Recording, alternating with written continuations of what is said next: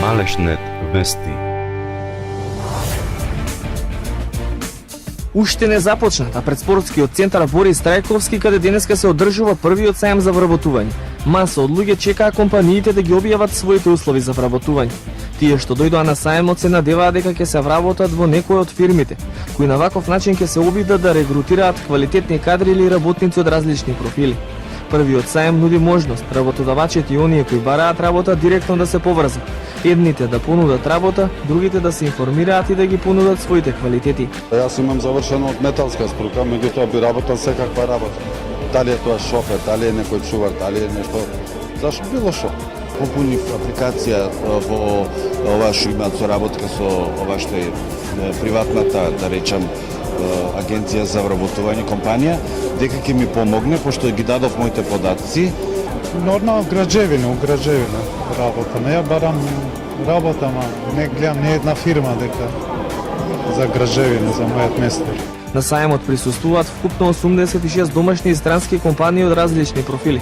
Се бараат работници од IT секторот, машински, електроинженери, но и општи работници. Работодавачите на вработените ќе имаат можност директно на едно место во голем број да се сретнат и да видат кои се можностите за отварање на нови работни места. Овој настан е во соработка со USAID, но е и дел од програмата за работа на владата на Република Македонија во насока на намалување на невработеноста. Имено добро е познато дека во изминатите 6 години невработеноста во Македонија се намали од 38 на за последните 18 години рекордно ниско ниво од 28,2%.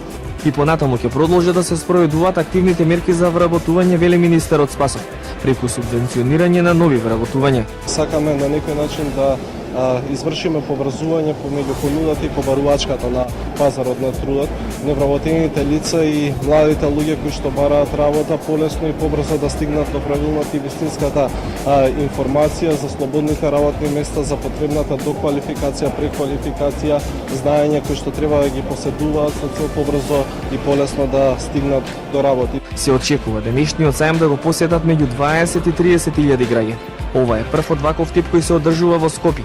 Исти вакви сајми до крајот на годината ќе се организираат и во Неготино, Тетово, Штип, Охрид, Струмица, Куманово и Битола.